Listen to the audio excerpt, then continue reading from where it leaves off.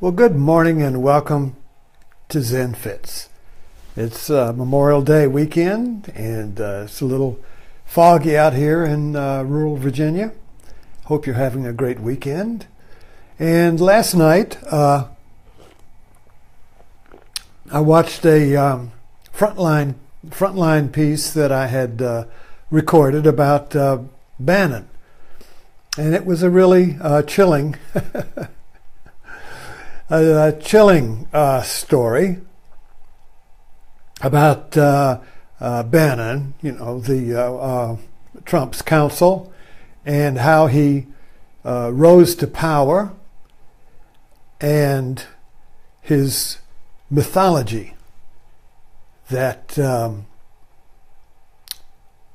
is very interesting. He talks about he sees the world as involved in a cosmic existential war with evil, the war of civilizations, Judeo-Christian civilization against the barbarian hordes of Islam. And that frames the reality. So if you know any people who with conspiracy theories or paranoia, which may be the same, you'll notice that there is a kind of like a outline or story of reality, and everything that happens connects the dots to affirm that reality. It's kind of like astrology, where you look up at the sky and you connect some stars and see a duck. Somebody else may connect the stars and see a tree. The dots are still there, but you project the image on it. And so what stars that don't connect the story, you just don't count. You only count the dots that connect your story. So this is what mythology is like. Mythology is an unseen story that hangs upon the dots that we use to kind of like a web hangs on some twigs. So you just need 3 twigs. A spider can hang a web. So you just need 3 dots to triangulate something and fix it. So I was looking at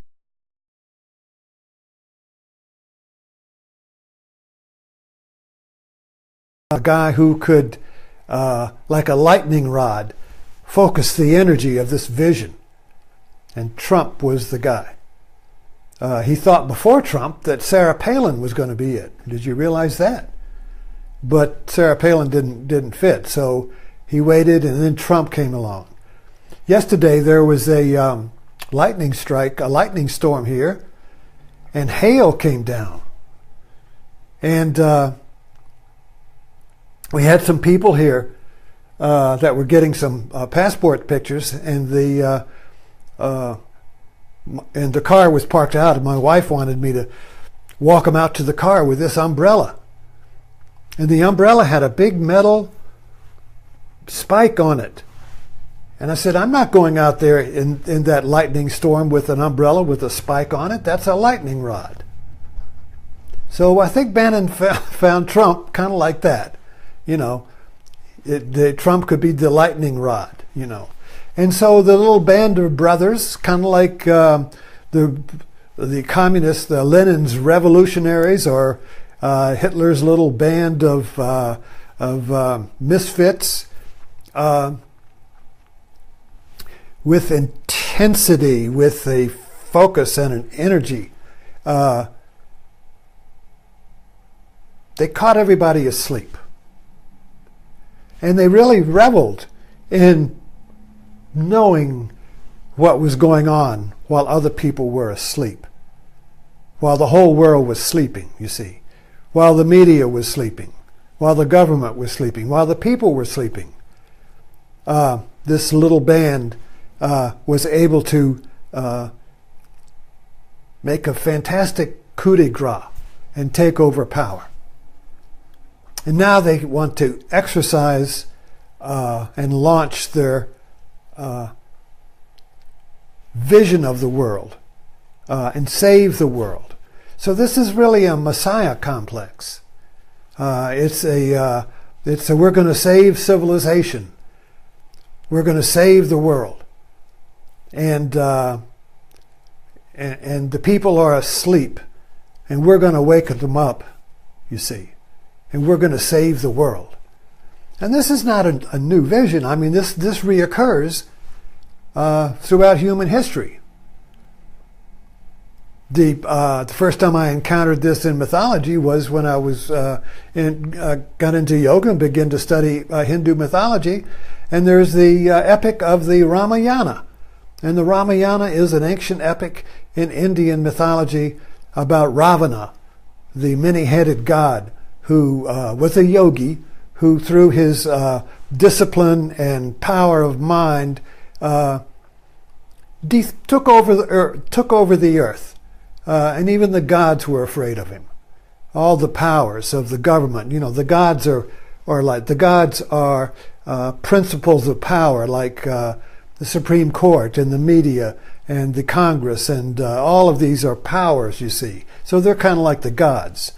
And so they were afraid, And so Ravana stole Sita, the goddess. There was Rama and Sita, and Ravana stole her away and took her to his island. And so Rama had to rise up as an incarnation to defeat Ravana and restore balance. Just like in Avatar. It's in Avatar, the goddess, the mother, restored balance. But whenever balance gets out of whack,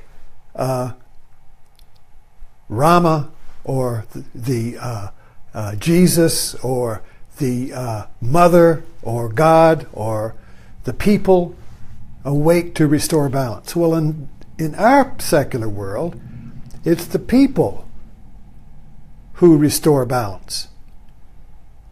I had the image I thought this morning, about my father's timepiece, and I thought, well, the Constitution that was designed by the Founding Fathers, who were deists, by the way. They weren't evangelicals. Deism was the religion of was the religious answer to the Middle Ages. Deism conceived of God as a clockmaker. And so God designed the world as a perfect clock, and he wound it up and he let it go. And then he just took his hands off. So to the deists, God does not interfere and restore balance. God does not come in and fix everything. He made the clock, and like a good clockmaker, he took his hands off. So now it's like a machine, okay? So that was the conception of the world. But they designed the Constitution so that you have to keep winding it. Now this is my father's timepiece. It was given to him by his grandmother when he graduated from Annapolis, and it has his initials on the back of it, EGC, which I'm a junior. And the interesting thing about this is that you have to wind it every morning, or else it stops running. So we have to wind the Constitution, or else it stops running. And what winds the Constitution? People have to wake up. And I think the reason what's happening today is that we live in a world as digital image. I mean, we watch the world now, the whole world. If somebody farts in China, I mean, we watch it. Anything that happens, the world, the media world is like this giant, sensitive spider web, and we're like the, and if anything lands on it that is of, that connects the dot to the mythology, see, frame this right. So you have a, like, all right, terrorism. Okay, so terrorism is of interest because it's death, but it's death that fits a story of death. If somebody has a heart attack, you don't see that on national news. But if somebody is stabbed by a random act of terror, it might be on a random act, somebody stabs somebody in the parking lot, that might get on the local news. But then it will move up to national news if it connects the dots to global terrorism. It could be the same act, it's still somebody dies. And then, so the level of attention grows as it connects the dots to the mythology or story of this global existential threat of terror, you see. So we kind of like watch this world from our sofa, eating popcorn, and reality in our media world has become reality TV. We're actually, we really, I think we are really living in a movie. I mean, I think we're living in TV. Back in the 50s, I remember when we first got a TV. Before, as a child, I grew up in the 40s listening to radio. So I'd sit on the floor in the living room and color or something and listen to the Lone Ranger. When TV came, it was like putting an altar in the middle of your house, and the screen had a signal. The TV programs just came on in the evening, so you would sit and watch this propeller, this signal, waiting for the TV to come on. So it began to focus our attention. And if you notice, and in some houses don't have a TV in the living room. They don't put the altar there. Others, I got a big TV over there. And this TV has become the window into a greater world. But what is this greater world it's a window into, you see? It's a digital world. It's a world of appearances. It's a movie screen. But we think it's real, you see. But it's a projection. And the whole movement of TV has been recently to reality TV. And now we're into interaction TV. So we're constantly trying to make the TV appear to be more real, like getting 3D glasses for a movie. You go to Avatar, or you watch classical movies, black and white. Then, wow, it went to color. Wow, it's more real now. And then you go to 3D. Wow, it's even more real. And now, imagine pretty soon we'll have interactive movies. Well, you already have them with video games, and you put the screen on your head, and now you're in the movie. So this whole movement is going towards making appearances feeling more real. But it's still appearances. It's still a digital reality. And so we're living in this thing. And what makes meaning or sense out of digital reality? Well, it's a story. So if you watch Big Bang, what makes the Big Bang sitcom work is that it has a theme or plot that is the core plot, And then this core theme or mythology just creates different situations each week.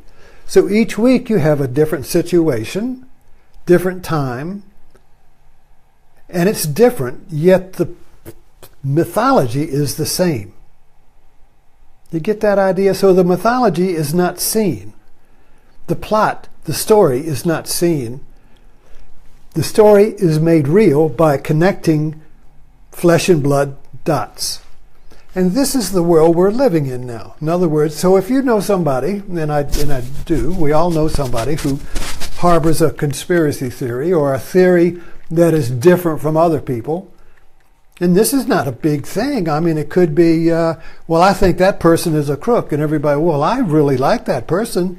You know, he's fine with me. I have no problems. Well, he's really this and that. So there's a story about that person this person sees, and whatever that person does affirms that story.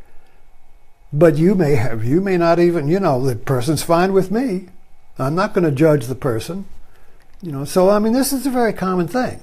We project a story on reality and then affirm the story by connecting dots. It's kind of like astrology, where you look up at the sky and you connect 5 stars and see a Big Dipper. Somebody else might look at the same dots and see, well, I see a monkey. You see, so yeah, so these, you know, when you look at the sky, and then you discount the stars that don't fit your outline. So you only count the dots that fit your outline to affirm your story of reality in which we live. So we're living. So this whole story of Bannon, the beast in Bannon. Bannon believes in the beast. What is the beast but Islam, the other, this cosmic evil. So we're in Bannon's world, America is the cosmic good, and Islam is the cosmic evil. So it is a religious war. And this goes all the way back to ancient Persia and Zoroastrianism, which was the first mythology to imagine a cosmic war between good and evil. And Christianity, Judeo-Christianity, absorbed that view from Persia because the Jews were held in hostage or captive in Babylon, and they absorbed that mythology. And it got translated into the war of good against God against the devil. So this cosmic duality is being awakened by Bannon and his band of paranoid misfits, so that the world to them is kind of like a projection where the word, see, reality is like a screen, and we project the meaning on reality from our story of reality.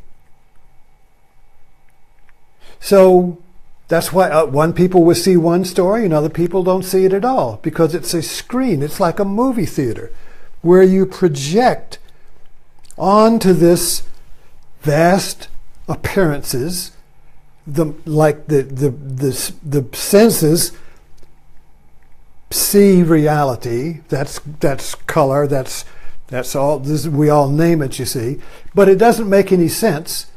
It doesn't have any integrated meaning unless it has a story to hold it together. So it's the story holds data together and gives it meaning, organization, consistency, and it puts it in time. And it gives me a purpose because I'm in that story. So if we really put on a wide-angle lens and step back far enough, we can see how in the modern world, because we now have created a digital reality called media in which we live, and we turn on every TV set, or now our cell phone, you see, is a little window into that reality, and the mythologies that we believe determines what comes up on the media. So the story precedes the event. You don't get anything on the media unless it has, unless it's of interest to our ongoing story, our ongoing plot. So Bannon has taken this, I think, is a product of the media age, and the people, us, sitting on our sofa, eating popcorn, watching reality on a screen, are basically asleep. We can't quite believe this is real. It's just circumstantial. It's just some random chances, you know. This can't really be happening. And that is the clue when people are asleep. There is the feeling that this can't be happening. We all get that experience when the doctor calls and says, you've got cancer. What? This can't be happening. This can't be true. This doesn't fit my story. This doesn't fit what I believe is going to happen. This is not real. So we're always getting little wake-up calls when we think everything is fine, and then suddenly lightning strikes. You go outside with an umbrella to take somebody to the car, and it becomes a lightning rod, and you attract a lightning bolt, and you're fried. What? This can't be happening. How did that happen? You see, so this sleeping comes from not winding the clock. we let reality wind down. We forget to wind it. We forget to wake up. We're in a slumber because it's comfortable to slumber. It's not easy to be real. It's not easy to be awake. We don't trust our senses. We know the authorities. You think, all these greater forces. That we kind of like defer to them to tell us what's real. But you see, this is a double-edged thing, because the conspiracy theorists are operating like that too. So in this report on Frontline, Bannon and his gang were very excited the fact that they were the only one that knew the truth.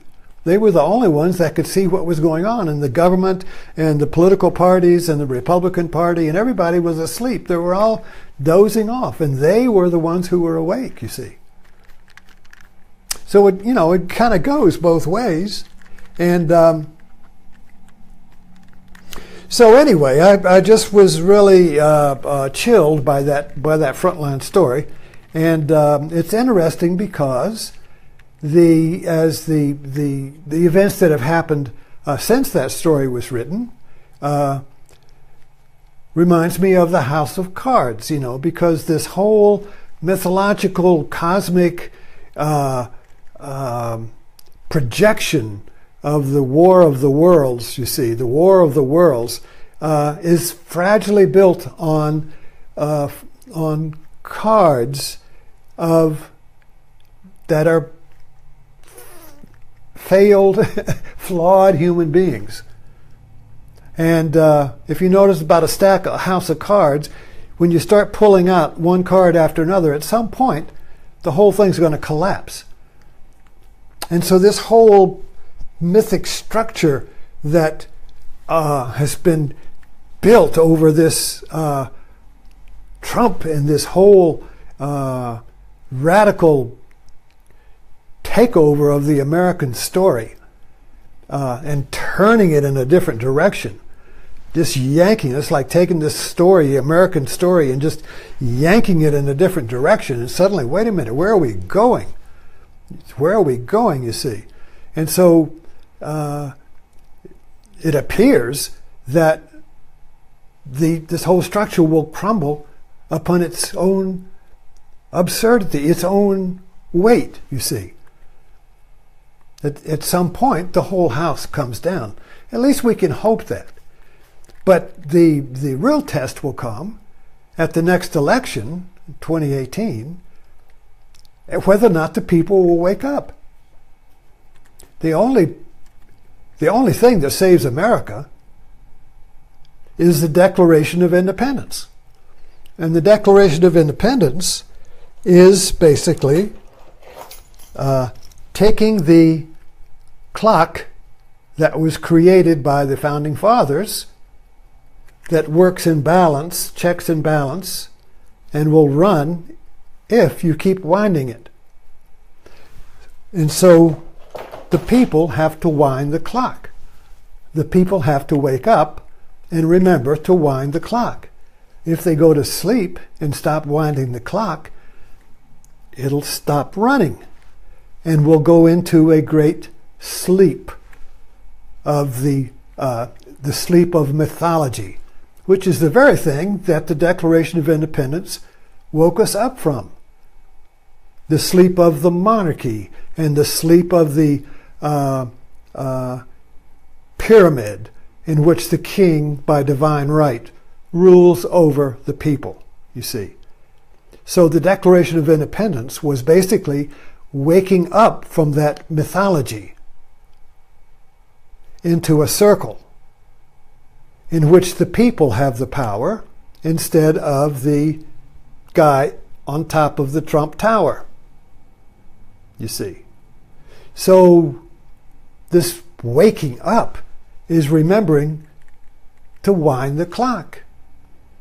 And the clock is designed, it's a system designed to keep us from falling asleep into these paranoid mythological theories of the world, in which we have to have a savior come in and take over to save us from the beast. You see, when you have a beast, you have to have a Rama who will come in and defeat Ravana and take over and restore balance, you see. But first you have to have a beast. It has to be the other in order to create the savior. So they go together. Which comes first, the beast or the savior? If you want to be a savior, you're going to have to create a beast. Then you can save the people from the beast that you created. So anyway, let us end with that, and I hope you have a good day today. And I'll see you next time.